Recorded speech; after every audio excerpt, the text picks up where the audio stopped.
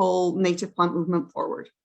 So Becky LeBoy, who will be our speaker tonight, is the Education Outreach Specialist for the Ocean County Soil Conservation District and a speaker for Jersey Yards, which is a partnership between Save Barnegat Bay Foundation and the New Jersey DEP. She brings more than 20 years of experience working first as a formal educator, now as an informal education and natural science educator. She's a birder, a gardener, and holds an MEd in education, a bachelor's in environmental biology, and a BA in international relations. So welcome, Becky, and we're gonna have you share your screen, and we will pin you so that people can see where you're at.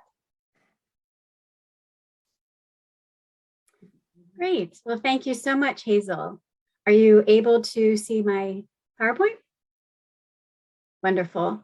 Thank you very much for that introduction. And thank you to the entire Great Swamp Watershed Association for inviting me here tonight to share my program called Explore Jersey Friendly Yards, Landscaping for a Healthy Environment.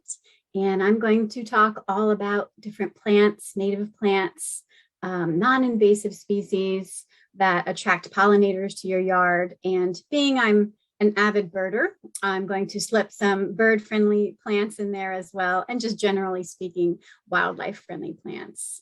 One small correction I just want to make, and it's a common error. The Ocean County Soil Conservation District is really proud to partner with the Barnegat Bay Partnership. Lots of word Barnegat Bay is in just about every title for every organization here in the Barnegat Bay Watershed. So I just wanted to make sure that the Barnegat Bay Partnership gets their due. They are spearheading this entire initiative. They did receive funding from the New Jersey Department of Environmental Protection to create this wonderful Jersey Friendly Yards website that I'm going to introduce to everyone this evening. And we're so excited to partner with the Barnegat Bay Partnership. And we're also partnering with the Rutgers Cooperative Extension of Ocean County. So I am going to begin my program at this time.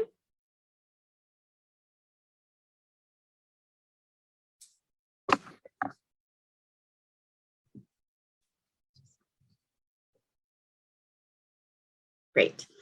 Okay, so as Hazel mentioned, I'm the Education Outreach Specialist with the Ocean County Soil Conservation District. And if you're not familiar with the Ocean County Soil Conservation District, I completely understand. Unless you are a builder or an engineer or a farmer, or maybe you're having a new house built, you've most likely never heard of a soil conservation district. And the primary purpose of a soil conservation district is to ensure compliance with regulations regarding the disturbance and protection of soil. Soil is a non-renewable natural resource and one that we cannot live without. Great civilizations grew because of the fertility of their soils, and they fell because of the degradation of the soil. In the 1930s, we Americans learned a grave lesson about how important our soil is when during the Dust Bowl, severe dust storms caused major agricultural damage to American prairie lands and blew several tons of fertile topsoil completely across the country, all the way to the East Coast and out to sea. And the lost soil will never be reclaimed or recovered. The storms were caused by severe drought, coupled with decades of extensive mismanaged farming practices. So we know now not to treat our soil like dirt. The Ocean County Soil Conservation District has also developed an education program designed to heighten awareness about the importance of natural resources and their conservation, and to promote environmental stewardship. And I am so very fortunate to have the rewarding role of Education Outreach Specialist for the Ocean County Soil Conservation District. And on behalf of the district, I offer a variety of educational programs that bring awareness to the importance of natural resources, including soil and water, and plants and wildlife. And I encourage stewardship of our natural resources. So your role, for everyone who's here tonight, your role as a backyard gardener is a really, really important way for you to be an environmental steward as well.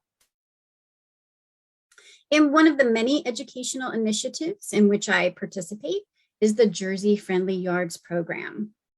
And Jersey Friendly Yards is a statewide initiative that offers homeowners, as well as schools and businesses, municipalities, and communities, ways to create healthy yards and landscapes for a healthy environment. And this initiative is a collaborative effort by 3 organizations, which include Ocean County Soil Conservation District, Rutgers Cooperative Extension of Ocean County, and as I mentioned, it is spearheaded by the Barnegat Bay Partnership. And Barnegat Bay Partnership, or BBP, is a national estuary program. It's an NEP, and it's one of only 28. There's only 28 NEPs, National Estuary Programs, in the entire country, which focus efforts on water conservation and preservation along our shores, in our estuaries, and at our headwaters. So together, our intention is to bring the message statewide that your behaviors, your actions impact the quality and health of our landscapes and our environment, and you can play a positive role in the health of your community by creating a Jersey-friendly yard. So what does water conservation and preservation have to do with gardening? You might be wondering. I'm going to start with a brief science lesson this evening. You may be familiar with the term eutrophication.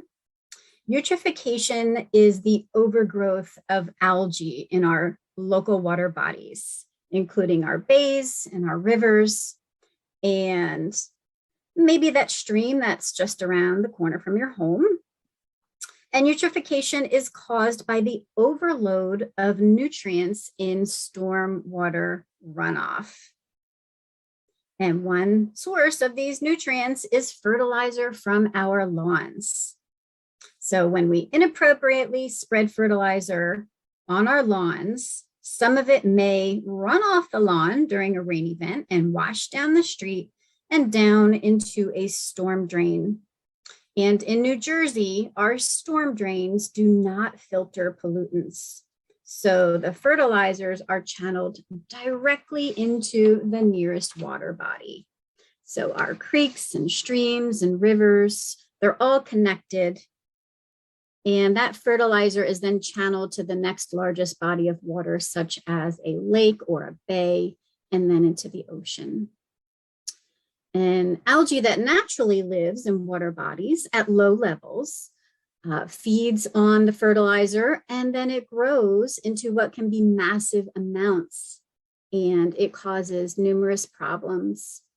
It prevents light from reaching the bottom of the lake or the bay, harming and killing plant and animal life. And when the algae dies and decomposes, it uses up the oxygen in the water for the decomposition process, causing fish kills and dead zones. And in so doing, it releases carbon dioxide into the water, which lowers the pH of the water, causing acidification. And acidification slows the growth of fish and shellfish and can impede the growth of the shells, preventing shell formation in shellfish, which of course will have a domino effect on the overall food chain in the ecosystem. Much of these fertilizer nutrients are coming from us, from homeowners, businesses, municipalities who apply fertilizers to lawns and gardens that may not even need them. And we can prevent this by changing our gardening and landscaping practices. And the Jersey Friendly Yards website not only offers information to support the reduction of fertilizer use, It also offers information about eliminating pesticide use, creating a healthy foundation of soil, how to implement water conservation practices, creating habitat for pollinators and wildlife, and all with an emphasis on using native plants in the landscape. I'm going to introduce you to the Jersey Friendly Yards website and share with you some of the tools and resources found on the website. And then I'll introduce you to one Jersey Friendly gardener who implemented these practices, and I'm going to showcase her very inspiring Jersey Friendly yard. So throughout this evening's program, I'm going to showcase plants within her garden and within her landscape setting that require minimal, if any, fertilizer, absolutely no pesticides, are drought tolerant where necessary, and they provide food and shelter and nesting places for pollinators and wildlife. So I'm going to switch over to the Jersey Friendly Yards website.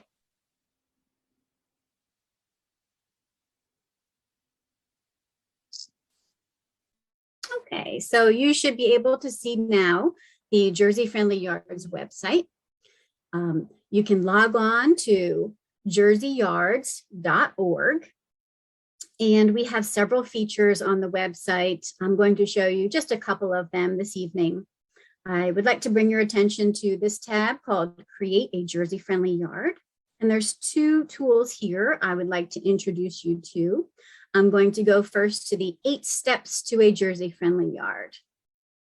And these are steps that can help you in planning your garden or landscape. They can help you start with healthy soil. They offer tips on watering wisely. They offer tips on fertilizing less, managing pests. We might call them pests, or managing insects. Tips on reducing lawn size and replacing your lawn with native gardens. Information on wildlife habitat. Admittedly, this is my favorite tab right here because, as I said earlier, I love to invite birds and pollinators to my yard. And then there's information on reducing, reusing, and recycling in the yard.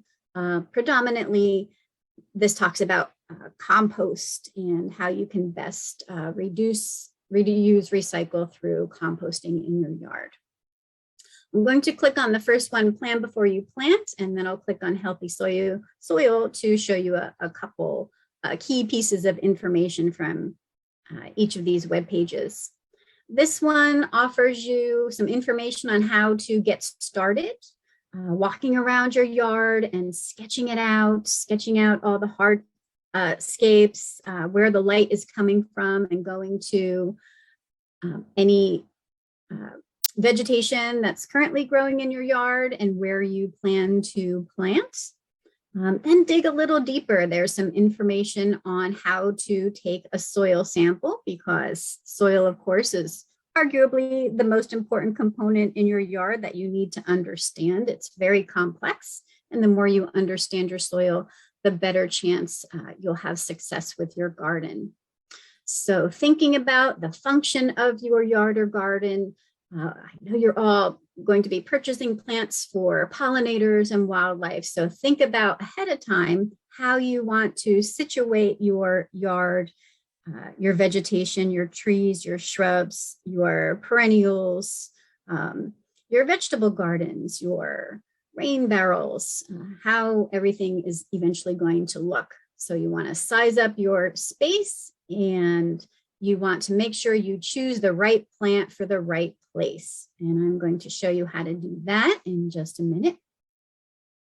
The next step I want to quickly go over with you, and then you can cruise around the website on your own and take your time looking later on. Let's jump to step 2, start with healthy soil. Get acquainted with your soil. I have a love affair with my soil personally. I like to roll around in my soil, scoop it up, smell it, really check out who's living in my soil, use all of my senses to get to know my soil. One of the great things about the Jersey Friendly Yards website is we offer lots of links to other resources. We certainly don't know everything. We know some things, but there's other experts out there, and we want to direct you to their website so that you have lots of information to create your garden. This is a wonderful video from the Rutgers Soil Testing Lab on how to collect a soil sample, and then information on how to actually send in your soil sample to get it tested. And yes, you actually can mail your soil through the post office. Amazing. So lots more information about how to take good care of your soil, how to get to know your soil. And at the very bottom of all the pages are some additional resources. So you can click those links and check those out. So the next tool I want to introduce you to is called the Interactive Yard. So if you click on Interactive Yard, you'll be taken to this page where you can learn how to build a better yard. And we'll start the Interactive Yard tool here. And you would start with a clean slate. This is a brand new development, lots of lawn, a couple of trees, and maybe some foundational plantings right around the house.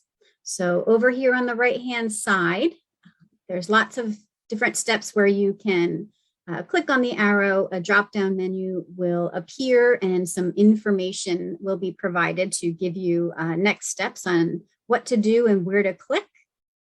So we are going to go through a couple of these. This one gives information about reducing stormwater runoff, what you can do in your yard, such as taking away the asphalt driveway, taking away the old sidewalk, and maybe installing new pavers to allow water to soak into the ground, or a little box pops up to provide you with more information and more resources. Or you can get a new walkway that allows water to soak into the ground as well.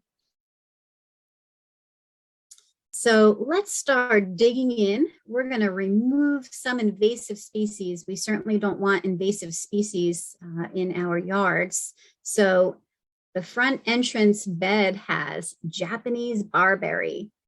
When I take a walk in the woods, especially in North Jersey, I see seas of Japanese barberry. As far as my eye can see, I see Japanese barberry growing in our native woodlands in North Jersey, and it breaks my heart. So we're going to remove those from our yard so the birds don't eat those berries and disperse the seeds in our native woodlands. I'll remove some winter creeper. It's not native and considered invasive in some areas.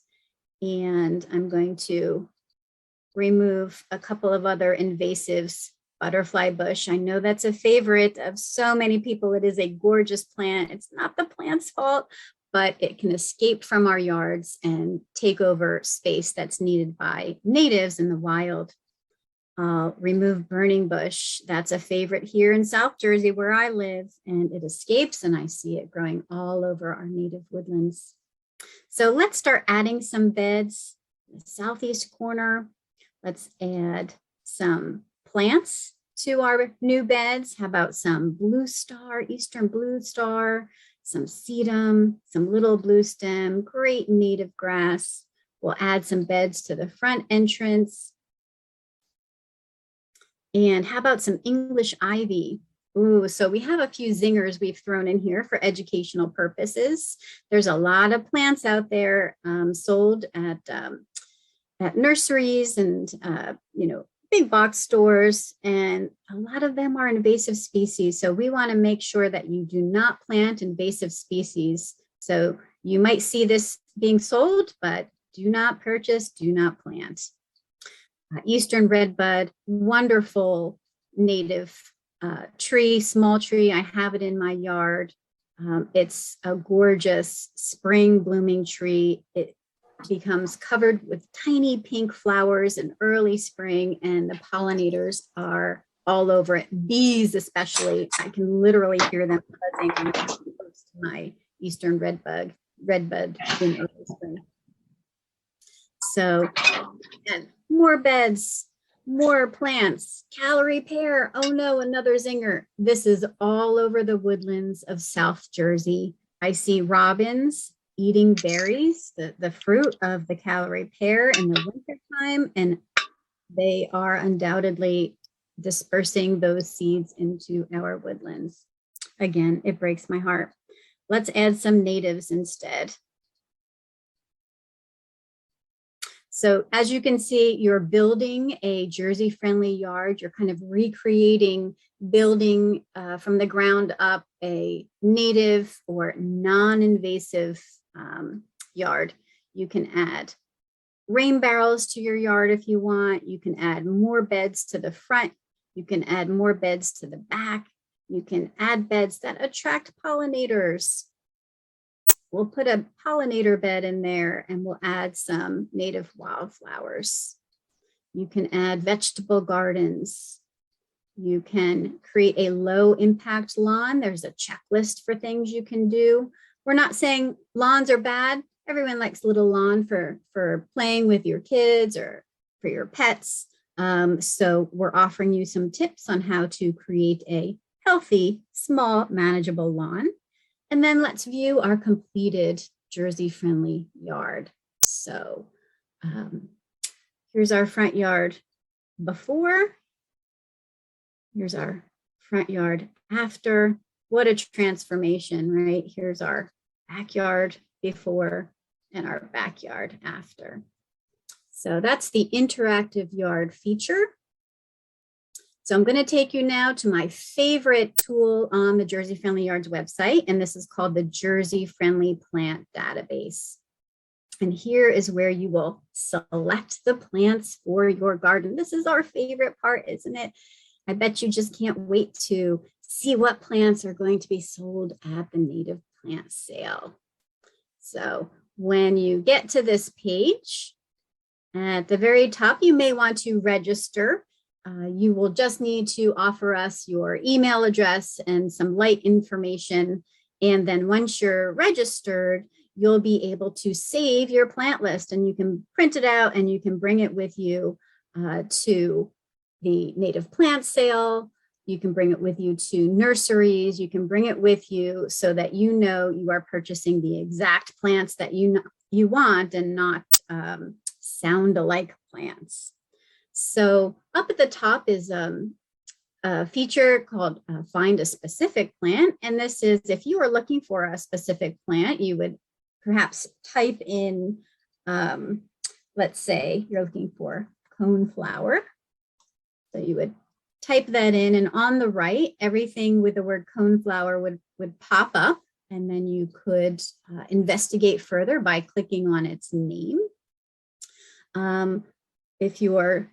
Once you've completed your search for coneflower, you would simply click on the X and you would clear your database and you can look up another plant.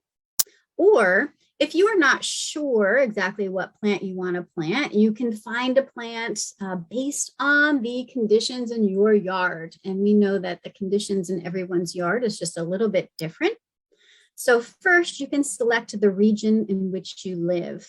And I believe, if I'm not mistaken, folks might live in the Piedmont. The Great Swamp Watershed Association, I think, is in the Piedmont, maybe right about here on the border of the Highlands. So I'm going to check off Piedmont.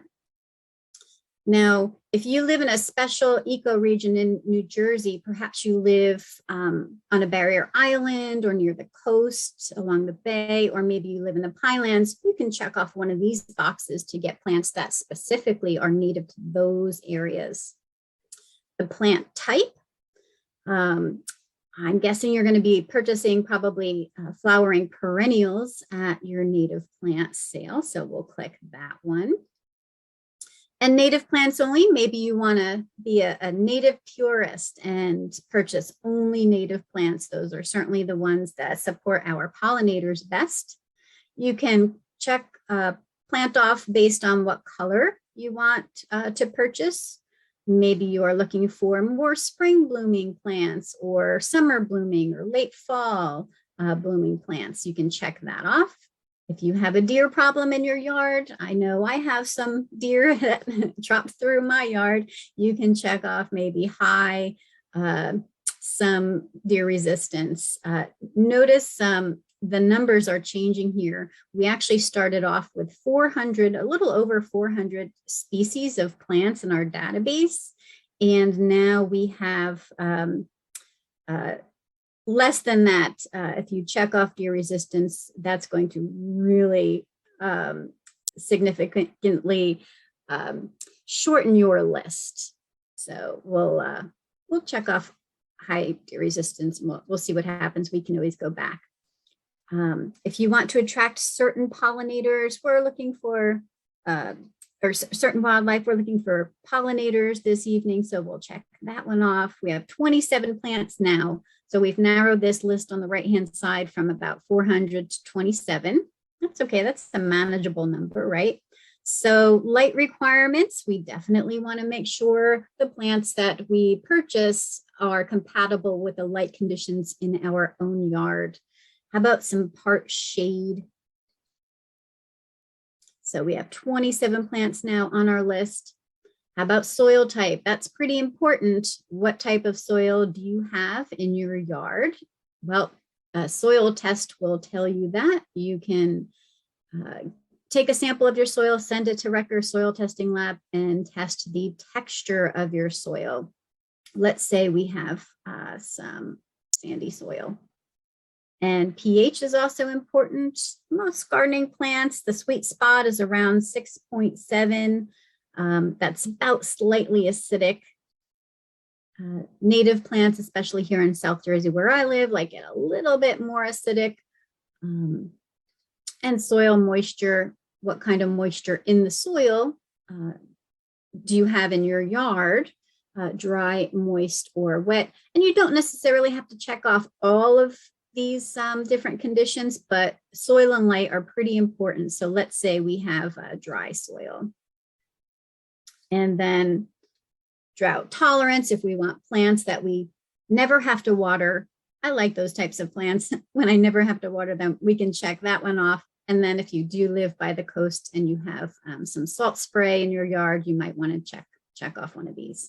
So really narrows you down, especially since we checked off so many different conditions. And here they all are: Piedmont, perennial plants, native to New Jersey, high deer resistance, attracts bees and other pollinators, partial shade, sandy soil, acidic, slightly acidic soil, and dry soil. So here we've got our list, and we've got 2 pages worth of plants and some beauties on this list. Monarda fistulosa, one of my favorites, wild bergamot. I'll be featuring that one later today. Here's another favorite, wild geranium. Oh, trumpet creeper. Pollinators, including hummingbirds. Love that one. World milkweed. This is one of my new favorite plants here, Asclepias verticillata. Some other milkweeds. Eastern columbine is another favorite, early spring bloomer. So if you want to know a little bit more about any of these plants, you just click on the scientific name and you'll get some photos to see what the plant looks like. There's a short description up top, but it continues into a longer description right here. So it's a shade-loving wildlife-friendly perennial, attractive foliage, uniquely shaped flowers, and then all the plant details, whether you checked them off or not, they're going to be offered here for you. So you can see if you didn't check off, if you left New Jersey native blank and didn't check yes or no, you'd still know the information here in this list. It tells you the bloom time. I didn't check off any bloom time or color, but it still tells me here on this list. And then all the soil characteristics, the light needs of the plant, the water needs of the plant, the size, and the growth rate. And if this is a plant I'm interested in adding to my list, I can click this little wheelbarrow. I would need to have registered and signed in already. And once I'm signed in, I click the wheelbarrow, it turns orange, and then it automatically adds it to my list. And when I've collected several plants that I'm ready to purchase, I can go to my list and print it out.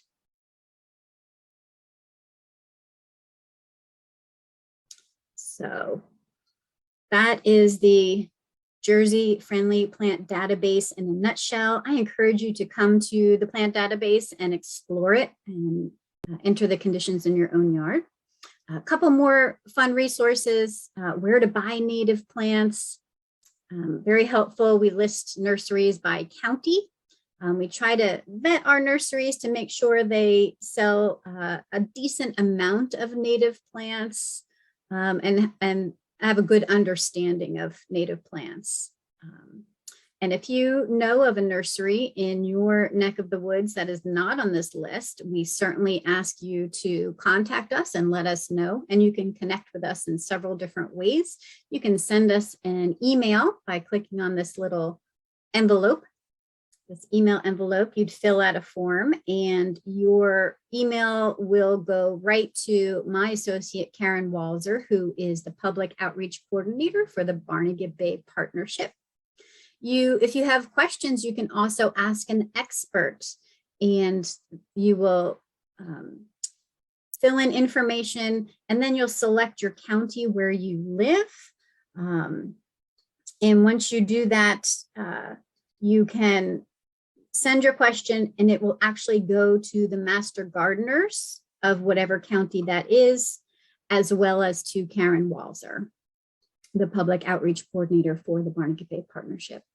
So that's the Jersey Friendly Yards plant database, as I said, in a nutshell. So I'm going to pop back to the PowerPoint and continue with my program for this evening.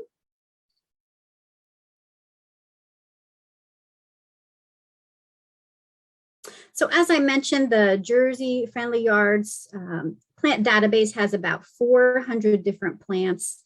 A little over 300 of them are native to New Jersey, but a small handful of the rest are considered non-native.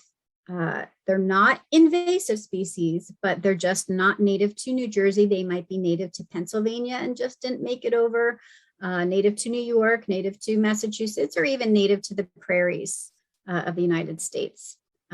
But we have a couple invasive species that are on the website and we indicate that they are invasive. We strongly encourage folks not to plant invasives, and we do offer alternatives to native alternatives to the invasives.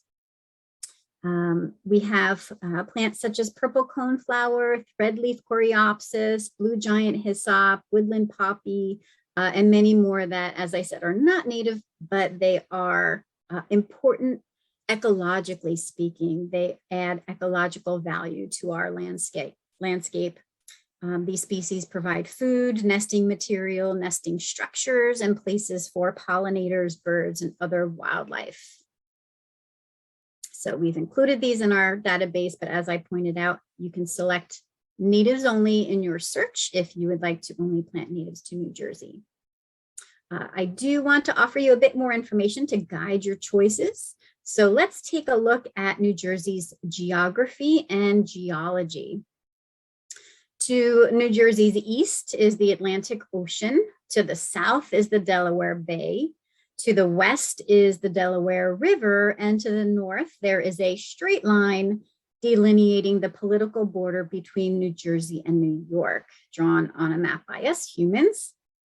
And this area in the middle, this is known to us as New Jersey, but plants do not pay attention to human made boundaries. They don't know New Jersey from New York. They do, however, respond to geology, climate, soil, moisture, sunlight, and the environment as a whole. The map to the left shows the physiographic regions of New Jersey, divided into regions with similar geology. These include the Ridge and Valley, the Highlands, the Piedmont, and the coastal plain. The map to the right is a geological map of New Jersey showing the many geologic features of our state. The coastal plain consists of relatively new sandy soil, while the three regions of North Jersey consist of very old rock formations. And this different geology offers different types of soil texture, different levels of soil moisture, and varying levels of pH, all important characteristics to consider when selecting your plants for your garden. This beautiful ground cover called St. Andrew's Cross, it tolerates dry soil and full to part sun. Its small four-petaled cross-shaped flowers bloom in July through September, and its natural range is the Southeast United States. So on this map, the dark green indicates states within the US where the species grows. The lime green shows specific counties within those states where the species grows. And the yellow shows where the species is considered to be rare. And St. Andrew's Cross reaches all the way north to the border between the coastal plain region of New Jersey and the Piedmont. So if you live in South Jersey, this is a great plant for your garden. We would say it's a native plant for your South Jersey garden. But if you live in North New Jersey, would you include St. Andrew's Cross in your garden? Because it is technically a native to our political boundaries of New Jersey, although it's not native to the ecology of the North. So a cousin of St. Andrew's Cross is shrubby St. John's wort. And here it is growing in my yard. It is native to New Jersey, but just barely. The lime green shows its nativity. The yellow shows places where it is historically native, but rare. And this map has an additional color, that mint green up north in New England. Mint green is where the species is considered adventive, which means it was not historically native to the area, but has naturalized, it has moved and shifted its range in a somewhat relatively short period of time, maybe by human help or by birds or other means of movement. And so now there's wild populations there. So the question becomes, how picky should we be in our own gardens when considering the nativity of a species? There is a wide variety of answers and you can make your own decisions, but I wanted to provide some context to our collective decision-making.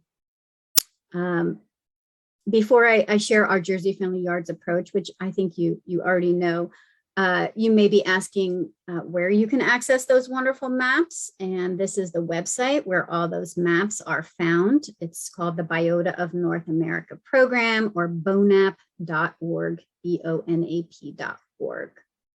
And if you look on the left, that little tiny list plants by genre, you click on that and then you need to have the scientific name of your plant and you can look up its nativity. So Jersey Friendly Yards, we've taken the approach that there are some non-native but not invasive species that provide ecological value to pollinators and wildlife, to the environment and to humans. So we've included them in our plant database, but it's up to you to decide.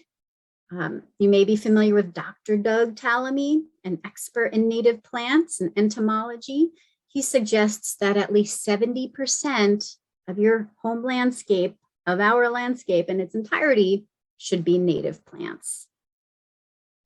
So now I want to introduce you to Phyllis. So Phyllis is a Jersey Friendly gardener, and she participated in a Jersey Friendly pilot program in 2018, where 10 homeowners were offered several trainings, which included information about the Jersey Friendly Yards website, some similar to the tutorial I just offered you all. I was able to visit her yard and all the yards of all the participants, and we discussed their gardens and their landscape options. We discussed light conditions, water conditions, soil conditions. We took a soil sample for testing, and then each participant was provided with $150 worth of native plants that they selected using the Jersey Friendly Yards plant database to get started on their own yard. And Phyllis, she loves pollinators, and she wanted to turn her lawn into an oasis for pollinators. So I'm really excited to show you the amazing transformation of her yard. So less lawn means less mowing, less fertilizer, less water consumption, and spending more time enjoying your beautiful garden. So she used the interactive yard tool to get some inspiration for how to plan her garden. And first we looked at the pathway the sun takes as it rises and sets over her yard from east to west. We noted any obstacles that shaded or blocked the light of the sun, and what time of day the shadow was cast and for how long. And in our assessment, the front of Phyllis's yard gets full sun all day long.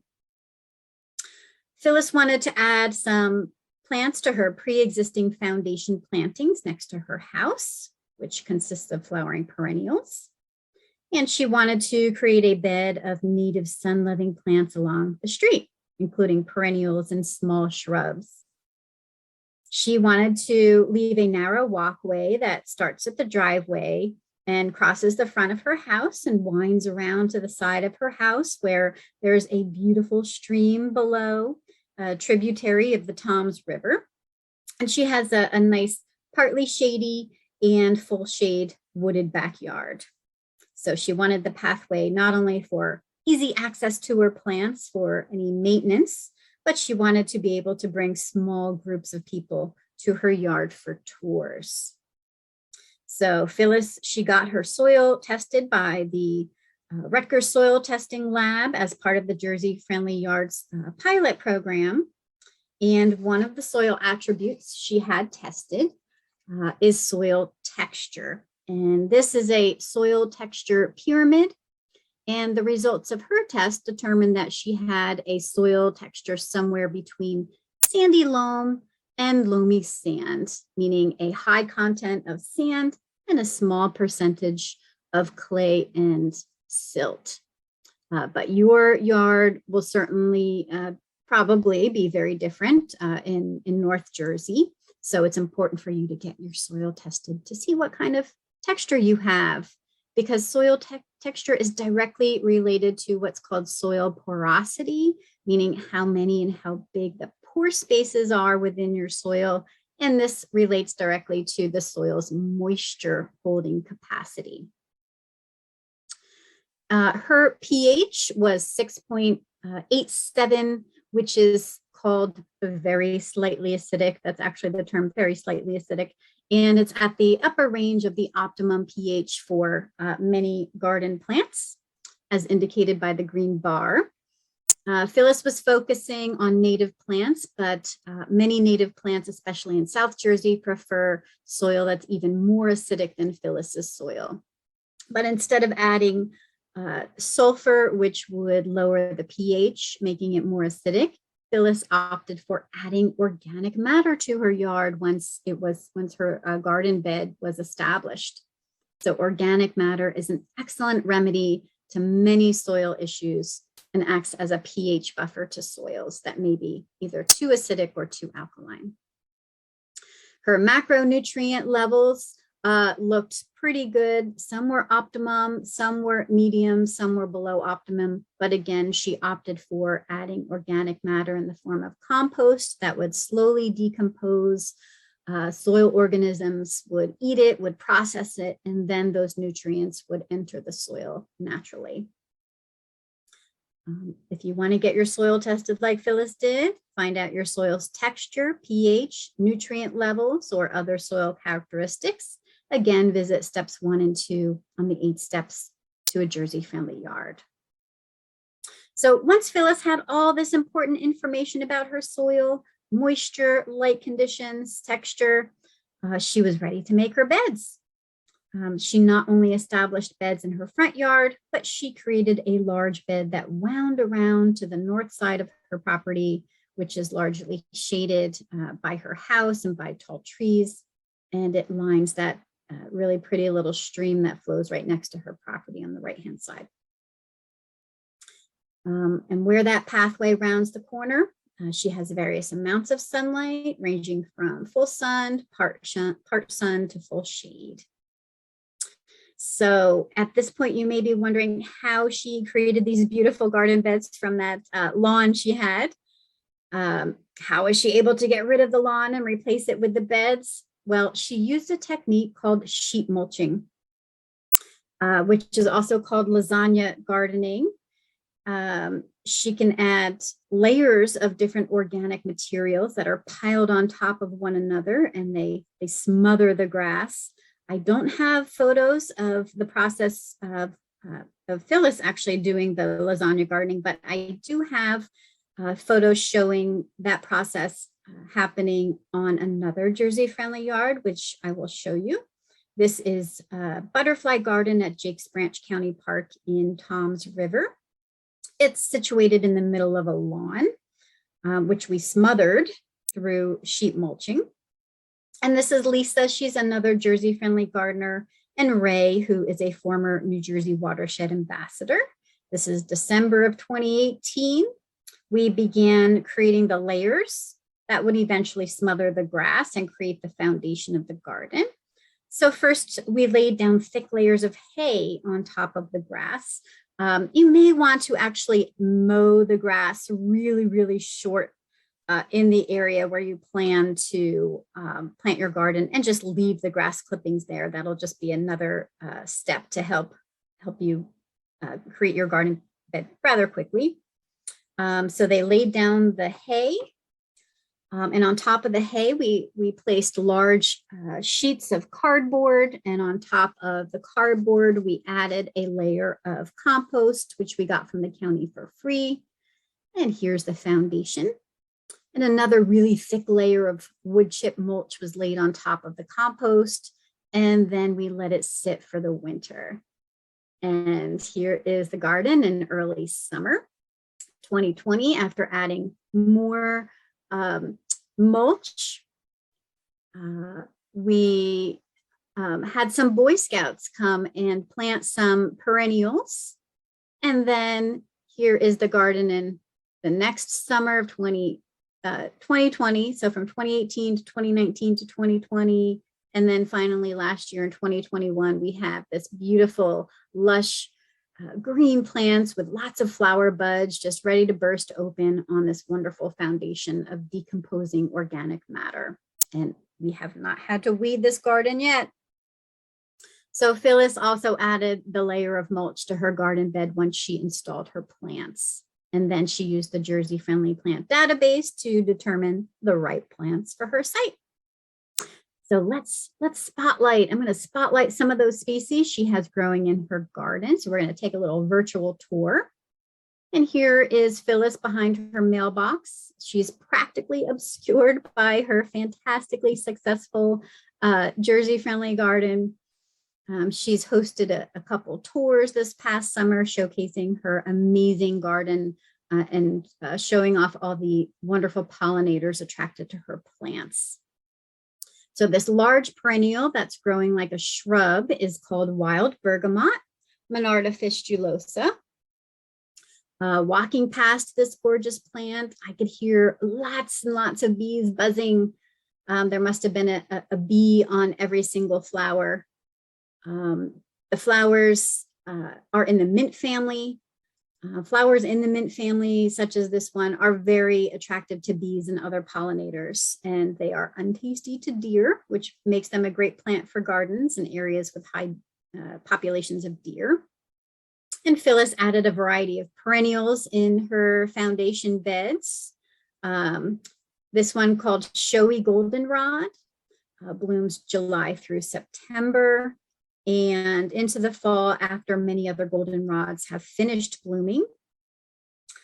They grow in dry, sandy clay or loamy soils, so very versatile, have high drought tolerance, And Phyllis makes a conscientious effort to select drought-tolerant plants to conserve water. She has no irrigation system in her yard. She also has stiff goldenrod and seaside goldenrod. So lots of different goldenrods in her yard, all native to New Jersey. This plant on the left is stiff goldenrod in her yard, and the one on the right is stiff goldenrod in another Jersey-friendly yard in Toms River. And you can literally see all the bees just buzzing around the stiff goldenrod in bloom. The flowers attract honeybees and bumblebees and ants and beetles and moths and butterflies, all primarily seeking nectar. And lots of caterpillars of many different moths feed on various parts of different goldenrod species. Birds also benefit in many ways. Pictured here is a ruby-crowned kinglet perched on seaside goldenrod, gleaning tiny caterpillars and other insects from the foliage. And this is a pine siskin gorging on seaside goldenrod seeds in the fall, along with several dozen members of its flock. It's an important food source during fall migration. And I see we're approaching the 8 o'clock hour, and I do have a few more plants that I want to introduce you to, if it's all right with the Watershed Association. I am going to continue on with my virtual tour. No problem. I think people were happy to hear more about the plants for sure. Excellent, thank you. Phyllis included blue giant hyssop in her garden. Silver spotted skipper is nectaring on the flowers, and you may have this plant in your garden. It's very commonly planted, and I think it's so commonly planted, it's such a staple in so many gardens that you may think it's a native New Jersey plant, but it's actually not native to New Jersey. It's native to northern Midwest of the United States.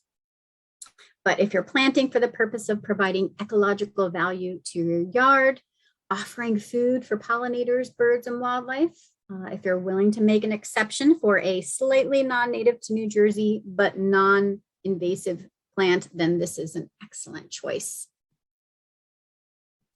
If you want to stick with New Jersey natives, you have a couple choices.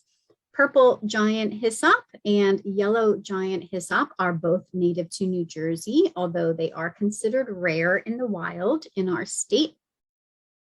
I have some purple giant hyssop growing in my yard, which has grown into a shrub-like structure. It's pretty big, and the inflorescence gets really large and long and curly as the plant matures. And this past summer, the bees were just all over it all summer long. So continuing our walk down Phyllis's pathway, she has a variety of flowering perennials. You probably recognize the purple coneflower on the immediate right, and purple coneflower is ubiquitous, often assumed native. It is actually a prairie plant of the United States, but we love it because it's showy and long-lasting, and its daisy-like flowers bloom nonstop throughout the summer. It tolerates a range of conditions, and it's wildlife friendly. So it provides nectar for butterflies and bees and hummingbirds, and it provides seeds for birds. And growing next to the coneflower is dense blazing star, Liatris spiccata. It has purple spikes, fluffy flowers on these rigid stalks. They bloom July through August. This plant prefers moist, fertile soil. It tolerates poor dry soil. I have it growing in my yard. It does like a little bit of moisture, I have to say. It's a valuable food plant for native bees and bumblebees. I remember when I purchased it, I think I actually brought a bee home from the nursery to my yard and mixed in with the wild bergamot and purple coneflower. Phyllis planted Virginia mountain mint. It's a spectacular flowering perennial, thrives in dry, moist, sandy clay or loam, in full sun or part shade. So very versatile plant. It's not known for showy flowers, but it's extremely attractive to pollinators. They can't seem to get enough, probably because flowers continuously produce nectar, as many flowers in the mint family does. I would call mountain mint a must-have plant in any Jersey-friendly yard. Phyllis has educational signs in her garden teaching visitors about the importance of natives to pollinators in both the adult and larval form. And here she's pointing out the shrubby St. John's wort. I introduced this one earlier. It's a lovely, small, compact shrub, bright yellow pom-pom flowers, and it seems that the bees are addicted to these flowers. They dive in and they swim around the stamens. The bees are not seeking nectar because this flower does not produce nectar. The bees are actually seeking pollen. So different kinds of bees, bumblebees, halictid bees, and syrphid flies, they all benefit from the copious amounts of pollen produced by shrubby St. John's wort. Let's see. So this is a menagerie of sun-loving plants. They are all tolerant of a variety of light conditions, different soil texture types, and they tolerate both dry and moist soils. And in the front, lining the street, Phyllis has irises. She has black-eyed Susans that are in bloom. There's seaside goldenrod, not yet blooming. Common evening primrose, also not yet blooming. And then back by the coneflower and the wild bergamot, Phyllis has a 9-bark shrub, which had flowered earlier in the summer and is forming berries for the birds. And here it is in flower. Physocarpus opulifolius. It is a gorgeous shrub. It's native, wildlife friendly. It's deciduous. It has really pretty exfoliating bark. These pinkish white flowers in late spring, early summer, and drooping clusters of red fruit for the birds in the summertime. Great nectar source for bees. So we're turning the corner in Phyllis's yard. We're heading north behind her house towards the stream, and there's a large patch of common milkweed kind of leaning over to get some sun. And its leaves are host to monarch caterpillars and other beneficial insects, such as this lacewing. And there's 2 tiny little eggs that we found on this milkweed seed pod. The monarch egg looks like a teeny tiny little pearl. And the lacewing egg is a tiny white dot hanging by a thread. Phyllis planted 4 different kinds of milkweed in her yard, which all support monarch caterpillars, as well as adult butterflies and bees and pollinators. She has common milkweed, butterfly weed, swamp milkweed, and world milkweed. And world milkweed is one of my new favorite plants. I've just been introduced to it last year. It's smaller, more diminutive than the other milkweeds, and it has white flowers, and it blooms between July and September, so later than the others. And the nectar of the flowers attracts lots of different insects. It requires no chemical fertilizer inputs like the other milkweeds. It's kind of considered weedy. I think the other ones are a little bit more weedy in the sense that they don't need any help from humans to thrive in the natural environment. So that's the kind of plant that we want in our yards. And Phyllis also has created these amazing labels for her plants, indicating different qualities and characters as noted on the Jersey Friendly Yards Plant Database. For example, the different images state that swamp milkweed is native to New Jersey. It tolerates browse by small mammals and by deer.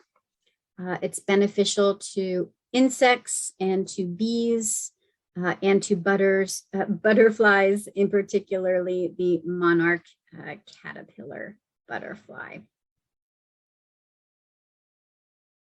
So I'm often asked how she makes the labels. So she uses this particular brand label maker and label tape. Just a disclaimer, the Soil District or Jersey Friendly Yards or Barnegat Bay Partnership does not, we're not promoting or representing these products. I'm just letting you know these are the products that Phyllis actually uses. A little bit of a couple pennies from your purse, maybe something that an organization would want to purchase on behalf of their membership. So once we turn the corner, we head to the shady section of Phyllis's yard, across the path from the milkweed, just above the little stream that trickles past Phyllis's yard. She is showcasing Helen's flower and great blue lobelia. And the Helen's flower is receiving full sun, and the great blue lobelia is in part shade. And this beautiful plant, Helen's flower, sometimes called common sneezeweed.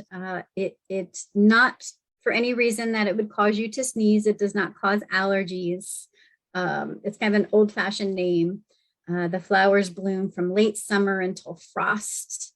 It likes moist soil. It can become very tall, so it adds some nice vertical texture to your garden, although you can trim it back in early summer. You can stake it up. The trimming will also offer some bushier growth with more blooms. It's very attractive to bees. You can use it in back borders of your beds, wildflower gardens, naturalized areas. Wonderful plant. And let's see. This photo was taken about a month after the other one I just showed you. It's almost the same spot. And now the great blue lobelia is in bloom. And blue lobelia, its native habitat actually includes swamps and moist low areas, but it's a pretty amazing plant. It tolerates some drought. I grow it in my dry sandy soil here in South Jersey. And that blue color is just absolutely stunning. So it can be used in backs of borders. It adds depth to your garden, rain gardens, wildlife gardens, woodland gardens. Tucked within these plants, Phyllis is so clever. She reduces, reuses, and recycles. She adds recycled garden decor to her garden. Everywhere you look, there's a piece of recycled. One man's trash is one woman's treasure. So she finds broken pots and plates like this, and she filled it with marbles, all pulled out of bulk trash on bulk trash day. She adds water, and it's an instant watering trough for thirsty insects. So Phyllis is very clever and creative with reusing materials in her garden for both function and beauty. Further down the pathway, the light is limited. The soil holds a little bit more moisture, and she has several different ferns. There's Christmas fern, and in the stump is ostrich fern. And beyond the ferns is a beautiful view of the stream that meanders past Phyllis's house. It's a tributary of the Toms River. And luckily she uses no fertilizers or pesticides that could possibly run off her yard and into the stream.